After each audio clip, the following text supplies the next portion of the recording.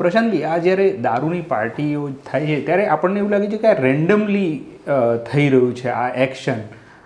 બધે ત્યાં પાર્ટી ઘણી જગ્યાએ થતી હશે, પણ આ રેન્ડમલી એક હાઈ પ્રોફાઇલ પાર્ટી થઈને ત્યાં આવી રીતે નહીં, એટલે તારો વાંધો ઓછી રેડ પડે છે એની સામે છે કે વધારે રેડ પડવી જોઈએ એવો આગ્રહ છે?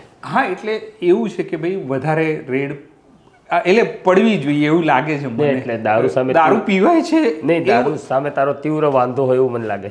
હા, વાંધો તો છે, દારૂ સામે વાંધો નથી એવું નથી કે નહીં, એટલે શ્રીમંત દારૂ પીવે એની સામે વાંધો છે કે ના, મને એવું લાગે છે કે દારૂ તો બધાને નુકસાન કરે છે, પણ ગરીબ જે વર્ગ છે એને એ વધારે નુકસાન કરે છે. એના સમાચાર કેમ કોઈ દિવસ નથી કરતા?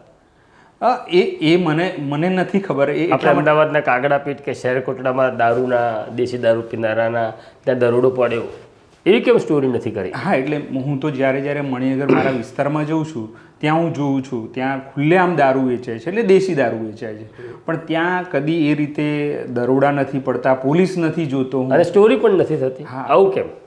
એટલે એ હવે સવાલનો વિષય છે. હવે તમે અનુભવી છો, તમે ક્રાઇમ રિપોર્ટિંગ કર્યું છે, તો આપણે એ જ વિષય ઉપર આજે વાત કરવાની છે.